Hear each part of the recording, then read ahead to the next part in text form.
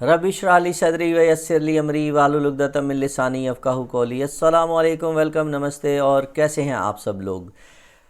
तो उम्मीद करता हूं कि आप सब लोग खैरियत से होंगे। और आज हम आपसे बात करेंगे, हेड कोच ने अभी थोड़ी देर पहले एक मीटिंग की और उसमें टीम अनाउंस की for the squad for Australia और ज़िम्बाब्वे के लिए स्क्वाड अनाउंस किया गया, जिसमें कुछ खिलाड़ी ऐसे होंगे जो कि ज़िम्बाब्वे में होने वाले ओडीआई का हिस्सा होंगे और कुछ प्लेयर जो हैं वो T20 का हिस्सा होंगे।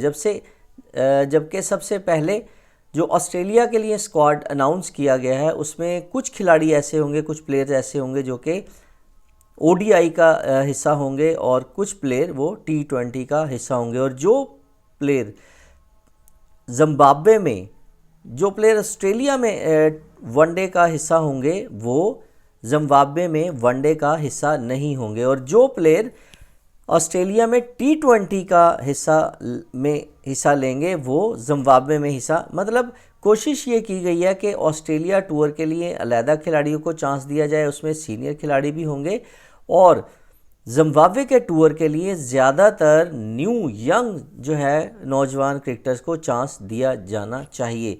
ये अभी मीटिंग के अंदर तय पाया गया और टीम ऑलमोस्ट अनाउंस कर दी गई है।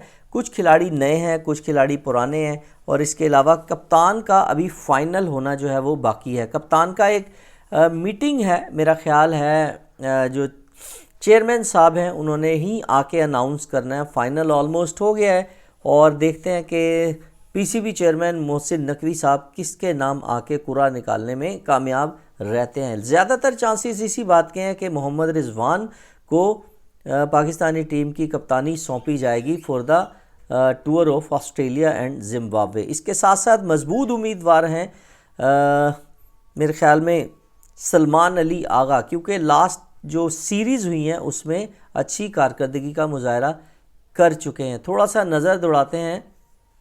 सबसे पहले जिन खिलाड़ियों को इन स्क्वाड से आउट किया गया है, जो सीनियर खिलाड़ी लास्ट ईयर, क्योंकि पाकिस्तानी टीम ने ओडीआई खेले थे इंडिया के अंदर, जो ओडीआई हुआ था, वर्ल्ड कप हुआ था ओडीआई का, उसके बाद से लेकर पूरे एक साल के बाद अब पाकिस्तानी टीम ओडीआई में शिरकत करने जा रही है। जी हाँ, 4 नवंबर से जो ऑस्ट्रेलिया में 3 ओडीआई मैचेस खेले जाने हैं वहाँ पर पाकिस्तानी टीम ने शिरकत करनी है। इसका मतलब यह है कि पूरे एक साल के बाद पाकिस्तानी टीम इंटरनेशनल ओडीआई में हिस्सा लेगी। तो सबसे पहले बताते चलें कि जो लास्ट ईयर जो खिलाड़ी इस टीम का हिस्सा थे, इस मरतबा वो सीनियर खिलाड़ियों में से इफ्तिखार अहमद हमें इस मरतबा नज़र नहीं आएंगे, आज़म खान टीम में नहीं है, मोहम्मद आमिर वो भी इस टीम में शामिल नहीं है। दूसरी तरफ अगर हम बात करें जो कि सीनियर खिलाड़ियों पर मुश्तमिल एक टीम थी पाकिस्तानी खिलाड़ियों की, उसमें से उस्मान खान को T20 के अंदर चांस दिया जाएगा, उस्मान खान को ओडीआई में चांस नहीं दिया जाएगा। और इसके अलावा साहिबजादा फरहान की एंट्री हुई है, साहिबजादा फरहान को चांस दिया जा रहा है। साइम अयूब को जो है वो चांस दोबारा से दिया जा रहा है। बाबर आजम एक ऐसे खिलाड़ी हैं जो कि ज़िम्बाब्वे के टूर के लिए शामिल नहीं होंगे, ओडीआई के टूर में शामिल होंगे। इसी तरह नसीम शाह की बात करें, शाहीन शाह अफरीदी की बात करें, तो ये दोनों खिलाड़ी भी ज़िम्बाब्वे टूर से आउट हैं और ऑस्ट्रेलिया टूर पे अवेलेबल होंगे। इसी तरह हारिस रऊफ की बात करें, आमिर जमाल हैं, ये सारे वो खिलाड़ी हैं जो कि इनमें से कुछ खिलाड़ी ऐसे हैं जो कि ऑस्ट्रेलिया टूर में अवेलेबल होंगे, वो ज़िम्बाब्वे के टूर में हमें अवेलेबल नहीं होंगे। और अगर हम बात करें 24 नवंबर से 5 दिसंबर तक जो सीरीज़ खेली जानी है उसमें अरफात मिन्हास, फैसल अकरम और इसके साथ साथ सुफियान मुकीम और अब्दुल्ला शफीक, ये वो खिलाड़ी हैं जो कि इस टीम का हिस्सा होंगे। इसके साथ साथ बात कर लेते हैं, पीसीबी ने आज सेंट्रल कॉन्टैक्ट के लिए जिन खिलाड़ियों को 25 खिलाड़ियों को सेंट्रल कॉन्टैक्ट जो है ना वे में शामिल कर लिया गया है।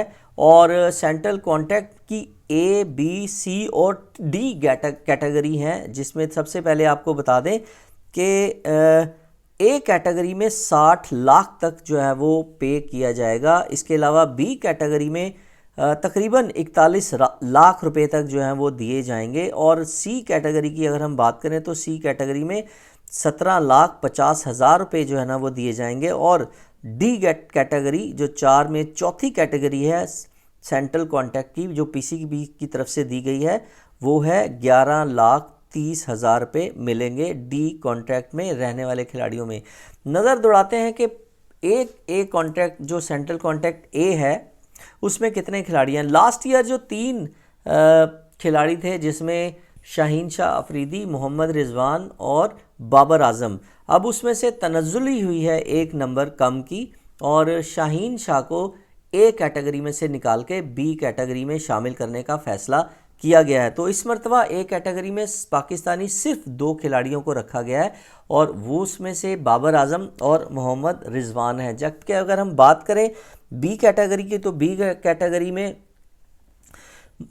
शाहीन शाह अफरीदी, नसीम शाह, शान मसूद, ये खिलाड़ी जो है ना वो बी कैटेगरी में शामिल किए गए हैं। और इस मरतबा जो अगर नए खिलाड़ियों की बात करें तो खुर्रम शहजाद, अब्बास अफरीदी, मोहम्मद अली, मोहम्मद इरफान खान पहली बार सेंट्रल कॉन्ट्रैक्ट का हिस्सा होते हुए हमें नज़र आएंगे। इसके बाद बात कर लेते हैं कौन से खिलाड़ी ऐसे हैं जो कि सी कैटेगरी में शामिल किए गए हैं। तो सी कैटेगरी में सबसे पहले अब्दुल्ला शफीक को शामिल किया गया है और इसके साथ सलमान अली आगा को जो है वो शामिल किया गया है, और सऊद शकील हैं, साइम अयूब हैं, शादाब खान हैं, और इसके अलावा इब्रार अहमद को सी कैटेगरी में शामिल किया गया है। और नए जो जिन 2 खिलाड़ियों ने मार्का सर अंजाम दिया है इंग्लैंड को सीरीज़ हराने में, नुमाया किरदार, बल्कि इन दोनों के बलबूते पे ही हम सीरीज़ जीते हैं इंग्लैंड वाली, तो उसमें सी कैटेगरी में कॉन्ट्रैक्ट में साजिद खान को रखा गया और नुमान अली को।